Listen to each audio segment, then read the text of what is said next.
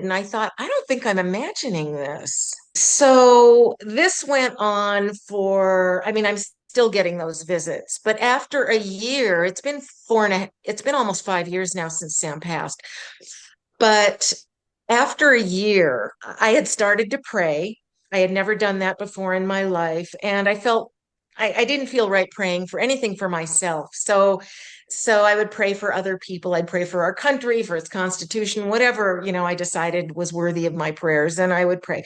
So after a year had passed from Sam's passing, I said to God one night, I said, I am really growing weary of not knowing if the neon yellow green thing is a manifestation of Sam's soul. And I really want to know. So I have a plan.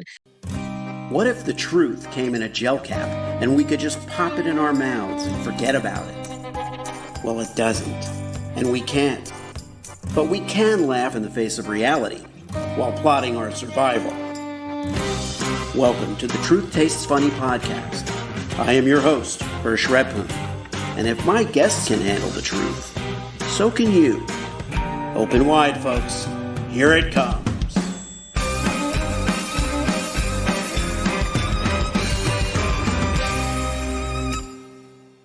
With me today is Vicki Paris Goodman, and we're going to talk about, indeed, how truth tastes funny. We're going to talk about how some of the most traumatic events in your life can have some of the most interesting outcomes. So welcome, Vicki.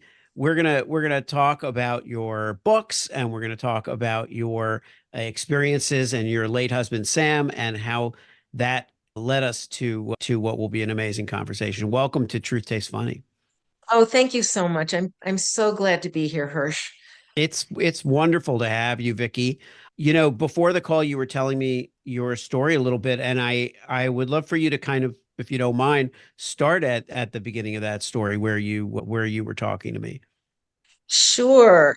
First of all, I'll say I'm retired. I don't have to be doing this, but I think my message can really, really help other people who are suffering a loss. My story begins when my husband Sam passed in 2019 from cancer, and I thought I'd be lost for a long time. Even though I tend to be kind of a survivor type, I really thought this would hit me very hard. But it didn't. It was very unexpected what happened. Instead, I was suddenly flooded with optimism, even on the day he died, which was so unseemly. My initial reaction was, yeah, my initial Yeah. reaction was to push it away. But I thought, no, I've been so strong through our 2 year ordeal, and I took such good care of Sam when he needed to be taken care of at the end, that if good things want to come my way, maybe I should allow it. And that was the best decision I made. So what happened is I was flooded with optimism. I started receiving, and I'll tell you why I say receiving, insights and clarity about things like death and loss and grief, seemingly from an outside source. It was as if a helping hand was coming down to guide me. Mm. And control freak that I am, I let myself be led. Another great decision I made. Opportunities started coming my way to do fun things, interesting things that I hadn't done before. What else? And serendipitous events began to happen. At first, I chalked them up to coincidence, but after about the fifth or sixth one, and I think I have a list of 7 here, I started thinking this is really weird, and you find out that other people who have lost someone very close to them experience signs and things. I wasn't expecting that. I didn't know much about it at the time. So to me, it was really strange. Now I realize it's ubiquitous. All Mm. kinds of people experience these things. So, Well, let me stop you for yeah. one second, Vicki, and ask what was your mood, your state like toward the end of Sam's illness? What was it like at that during those times? It was like I was on autopilot. I was just taking care of what needed to be done. So you weren't It, in like a pre-grieving state well, or Okay, let me explain that. So there is something called anticipatory grief. Right, And I right. did go through that 2 years prior when we first got the diagnosis. It was thinking back on it, I spent an entire week telling Sam each afternoon that I was going out for a while, and I'd go to this Starbucks in the small town where we live because I knew they had a back patio that nobody ever used. And I'd sit out there for about an hour, cry my eyes out, and come home. And it took an entire week of doing this every afternoon before I said, okay, that ritual has served its purpose Right. and I need to move on. And I stopped crying. And yeah, I did a lot of my grieving then. I admit that. But I was scared to death of the reality, what the reality of Sam's actual passing would do to me. Yeah. So there was fear and grief at the outset, and the fear lasted all the way through the 2 years. But like I said, I was on autopilot, just taking care of things. So, I don't know what else to say about that because I wasn't really all there. I was Mm. just concentrating, I had tunnel vision during that time toward the end.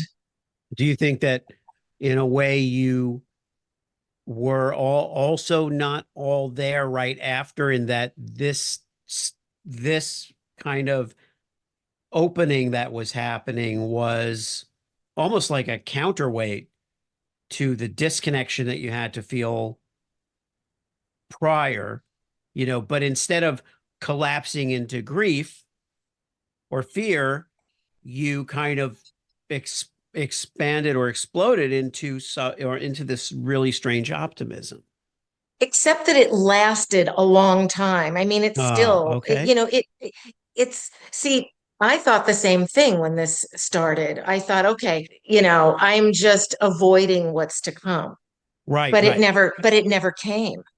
It Uh-huh. never came. I mean, I think of Sam, and once in a while, I think of something that makes me sad. But overwhelmingly, every time I have a memory, it makes me smile or laugh. He was a very funny man. Uh-huh. And, I have almost all great memories of him, and they make me happy.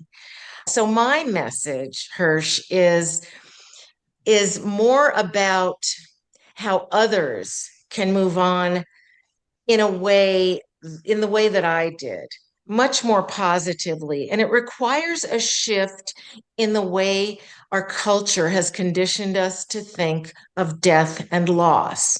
And it Hmm. also probably requires a belief in God and the afterlife. So, these are some of the revelations that came to me. I'm just the messenger. I don't think any of this came from me. And what's really stunning about this is I was raised in a very secular household. My parents and grandparents thought people who believed in God were foolish and weak. And, this is what I grew up believing and believed most of my way through adulthood as well.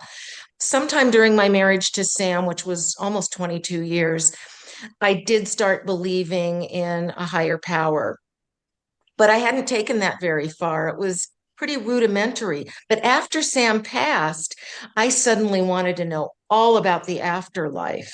And someone suggested I read the story of a secular neurosurgeon who had had a near death experience from a coma that lasted a week. And that story took me the rest of the way to believing in God and an afterlife so that I could continue this inspired grief, as I call it. It's part of the subtitle of my book. Yeah, yeah, that's a great term. I was going to say Yeah, I got the inspired domain grief. too. That's where my Good for audio you. episodes are. Yeah, Good for you. inspiredgrief.com. Yeah. Yeah, so this was all very unexpected. And yes, it's possible I did almost all my grieving while Sam was still alive. That's possible.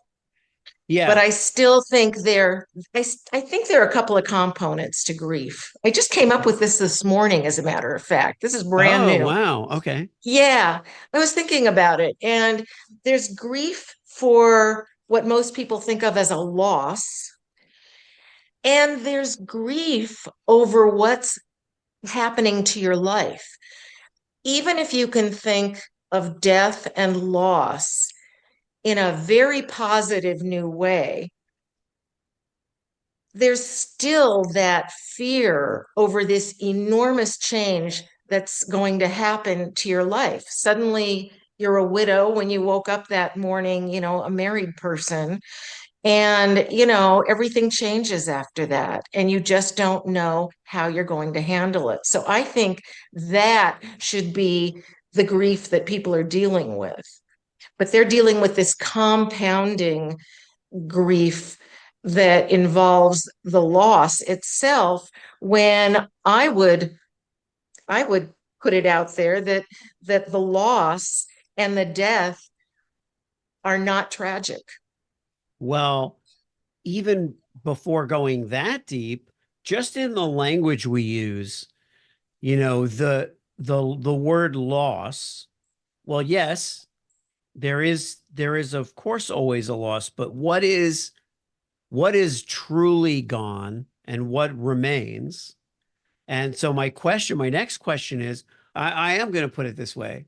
How did Sam's passing alter your relationship with him? Okay, so I'm going to answer both questions. The one you asked first, that was sort of rhetorical. Yeah, So yeah.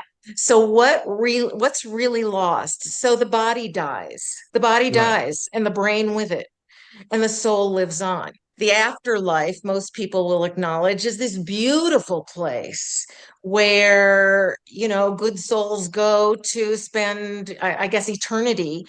And, if you read stories of near-death experiences, they vary, but they have a lot of things in common too. And I have kind of a hypothesis about that, but we probably don't need to get into my hypothesis about that. But I think that when people when someone dies, our culture tells us, "Oh my God, that's awful. That's tragic. That's the worst of the worst." And people who believe in a loving God and a beautiful afterlife don't connect the dots, that say, wait a minute, if God had a plan, and his plan was for your spouse, let's say, to predecease you and go to the afterlife ahead of you, then what's so awful about that? Why can't we just accept that it was meant to happen that way, live as best we can until it's our time to go join the soul of our spouse or other loved one in the afterlife? Now, you asked about how I communicate with Sam, or the nature of our relationship now. Well, it's interesting. I mean, I wish there was more. I've read stories of people who get messages all the time. And I've noticed that in some cases, they are getting messages from deceased partners who were very creative types of people. Sam was not very creative, so I wouldn't expect him to be able to come up with with all these insightful and innovative ways of contacting me. But let me just tell you the story of the way he does contact me. So very soon after he passed, I would go to bed at night, turn off the light, and there would be this smoky grayish white thing kind of in my view in the dark, which means it's probably there other times too, and you just can't see it when it's light. So anyway, there it was in the dark, and sometimes it would be vivid, but most times it would be so subtle that I didn't even know it was really there. And I thought, oh, this must be a manifestation of my eyes growing accustomed to the dark, right? Mhm. After a few months, it changed color. It became sort of a neon yellow green. And I thought, oh, and the first time I saw that, it was very vivid. And I thought, I don't think I'm imagining this. So this went on for, I mean, I'm still getting those visits, but after a year, it's been almost 5 years now since Sam passed. But after a year, I had started to pray.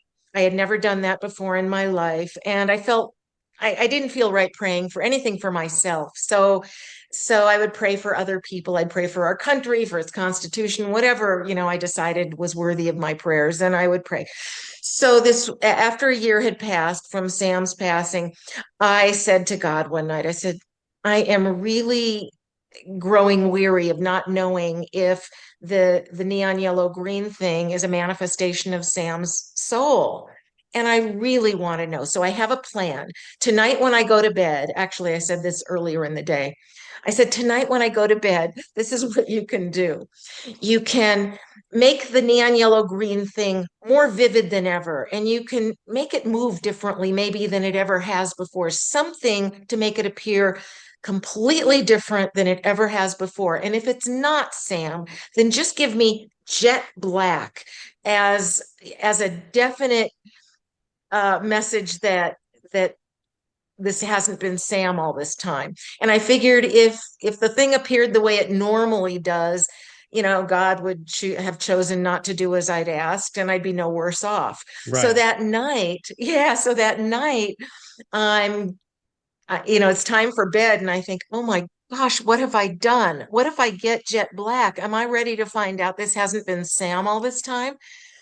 But I couldn't stay up forever, so I get in bed and I turn out the light. And instead of waiting like 3 to 5 minutes to appear, which it usually did, and it usually kind of gently moved back and forth or kind of in and out for maybe a minute or so before kind of gently fading away. On this occasion, it appeared immediately upon my turning out the light, and it was extremely vivid, and it immediately shot across my view horizontally about 5 times frantically, and Hmm. then poof, gone. So I burst into tears and thanked God. And I said, I'll never question the identity of the apparition again. And, that convinced me that it really is Sam. And, what I imagine is that souls have an energy and that Yeah. Sam, probably thought, okay, okay, this is going to be painful, but I'm going to do this for her, and he just spent all his energy in one decisive display. Yeah. Well, and that's interesting because it leaves, it leaves no room for doubt in your In my mind. mind, and that's a blessing in a lot of ways because that's the thing we struggle with most in this kind of scenario when we're talking about it, assuming you have a certain level of belief. Still, you know, signs are signs, departures from the norm are, just that. So what happened? So what happened after that, distinct kind of a milestone? It just went back to the usual, sort of taking 3 to 5 minutes to appear and sometimes being more vivid than other times and moving gently about. That was the only time that ever happened, was the day I asked for something. Right. And yeah, yeah. So, and I was apologizing to God. I don't mean to ask you for anything for myself. I don't believe in doing that, but I'm going to make an exception today. Right. So yeah, Right. yeah. So yeah, I still get the visits. The latest change is that about 2 or 3 months ago, there's now the most gorgeous violet you've ever seen that sort of comes with the neon yellow green sometimes, not always. Hmm. I have no idea what that is, whether it's all Sam or whether it's two entities, somebody else's soul joined him. I have no idea what that Right. is. Right. And the other thing, the thing that makes sense to me is that the notion, like you made this comment uh early on in the conversation that, the brain is gone along with the physical body.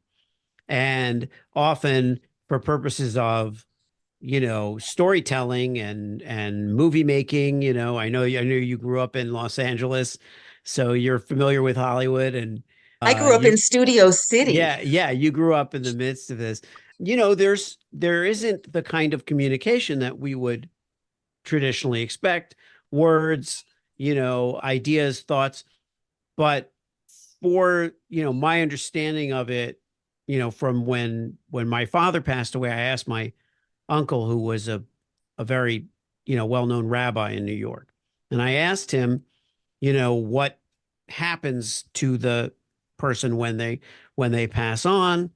And he was saying, obviously all of those typical forms of communication are gone, but everything that happened in the life here on earth left an impression on that person's soul. So the ideas of connecting are still there. It's not like there's no connection to the person who's passed, no connection to their soul. It's just that the communication would be, if there were some, would be different, would have to take on a different form. Right. Do I wish I got more symbols or messages somehow in the form of words from Sam? Sure, I'd love to, but I've accepted the fact that, that may not happen. I have gotten some symbols, but they were very early on. Like, for example, I was on my way to Sam's first celebration of life. I had a large one in Los Angeles, but before that, since we had moved to Prescott, Arizona for retirement, I had one here, and I had to have it at a venue because even though we'd only been here a few months, we already I invited 60 people and Wow. 49 Yeah. of them showed up. I mean, we'd made a lot of friends. So anyway, Sam's favorite flower had been sunflowers. He loved sunflowers. He was always bringing them home, and I had them on the tables at the venue for his celebration of life. And so I was on my way there. I was almost to the place where I was holding the event. And suddenly this funny looking little almost cartoonish bright blue car was in front of me on the street. And up from the roof of that car was a plastic flower, and it was bent back toward me so that I could see it wasn't just any flower, it was a sunflower, a Oh, plastic wow. sunflower. When have you ever seen that? And this was, Yeah. 45 minutes before How Sam's big, celebration how of life. big, how big a, A sun, flower? Yeah.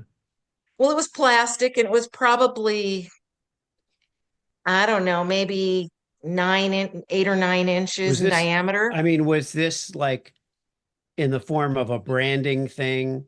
Like, did it make sense for the car to even have it in No, any way? No. no, It was a regular no. car or a little It weird car. You said it was it kind was a of little weird car, but I mean, it didn't have any, lettering like it was a business or anything. But even if it had, I no, if mean, it if had, it you, would still be incredible. But well, the timing yeah. alone, So your takeaway, it's now been 5 years, you said? almost, yeah. Almost Hmm. 5 years. So two things. What is your takeaway at this point, and how do you feel it can benefit others to apply what you have taken away? Okay. Well, the takeaways are described in detail in 3 audio episodes that we'll talk about at the end. They have some content in them that these are revelations I did not have when I published the book. They came Right. afterwards. So these were like, 2.5 years on. So I've put them, I think they're the most stunning revelations of all because they have to do with what we talked about earlier, completely upending these notions that we have due to our cultural conditioning about death and loss. Mm. And so I think that's one of the most important takeaways. So I'm all about trying to get my message out there so that people don't have to suffer so much through complex grief or getting stuck in grief. I really believe that people can have the experience I had, which isn't to say that I didn't grieve, but it was so much more positive and hopeful and not painful. Hmm. And I think anyone can have that if I can get this message of mine across through both my book and my, guesting on a podcast such as yours, Hirsch, and the audio episodes. Yeah. So the takeaways are, all included. We talk about getting over loss. We talk about time. We talk about how when somebody passes, even in their most, even in the most ideal situation where they're over 100 years old and they have all their family surrounding them and, they're ready and all of that. Even in those cases, we're looking at how to overcome sadness. Whereas in your view, you're saying, well, it isn't necessarily all about overcoming sadness. It's about another phase of life for the person who's here, you Exactly. know, and because that's what it sounds like. Yeah. And So, yeah, go ahead. Go ahead. well, so God has a plan for each of us. I believe that now. So all of Yeah. this has come to me since I lost my husband. It's amazing the transformation. And you could say, well, she's just compensating for her loss. I don't believe that. That doesn't ring true for me. So God has a plan for us, and the plan includes, in many cases, when we're going to die. That doesn't mean we don't have free will that can influence some of this. But I think if people live their life, their best life, productively and, for the most part, positively, the plan is going to play out. And we learn something from everything adverse that happens to us. I used to kind of throw tantrums, in an adult sort of way. I'm sort of a type A personality. And in fact, my second book is about that. But anyway, is about type A Yeah. personalities. But but yeah, so I used to get really upset when I was inconvenienced or something bad happened. And now I see these things in a completely different way. It's not that I love the fact that something just inconvenienced me, but I always ask now, what am I supposed to learn from this? And I can Yeah. almost always figure it out. If I just think about it for a minute, I can think, oh, yeah, it's about my patience level, which still hasn't come all the way to where I want it to be, or whatever it is. Yeah. I'm learning a lesson from this. And, the sooner you learn the lesson, presumably the sooner God will stop trying to teach you that lesson, through these Right. adverse circumstances. Yeah. Yeah. And if we can learn, that's similar to the Albert Brooks movie Defending Your Life. I don't know if you've seen that. No. If you haven't, I highly recommend it. But the notion of it's with Albert Brooks and Meryl Streep, and he wrote and directed it, as he has so many great films Yeah. that are about the human condition and how funny it can be. And in that film, he meets an untimely demise, and he's sent to a way station called Judgment City. And the idea is that we're judged not for our sins, but for our fears.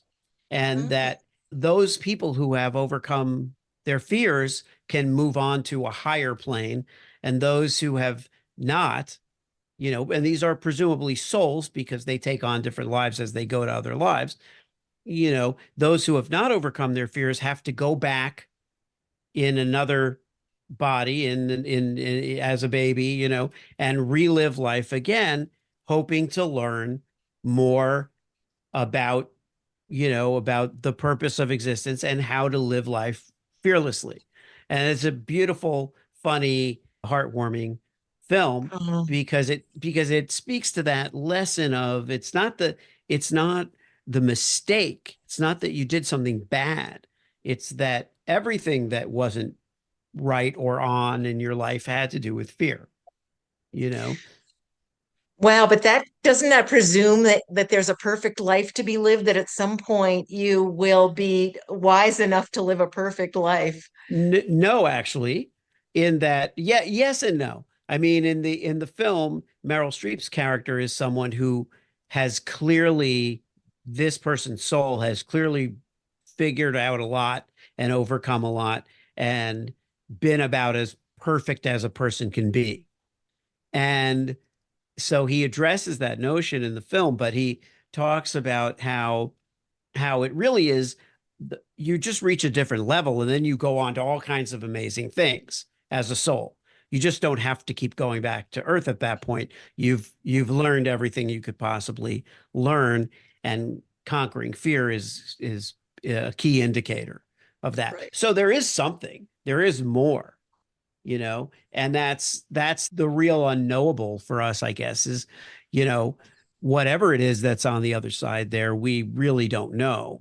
We can assume there's nothing or assume there's everything, and we really don't know, right? Right. But these near-death experiences, and I haven't read very many of them yet, there are thousands of them out there.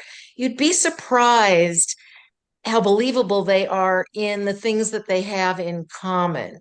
Like there's Yeah. somebody that will greet you who you knew, who predeceased you, a family member or other loved one, who will greet you. There are all kinds of things that make these things pretty hard to ignore. And shame on me for not having seen that movie because my brother Yeah. is a huge Albert Brooks fan. He has Oh, been for decades. well, he must have seen it.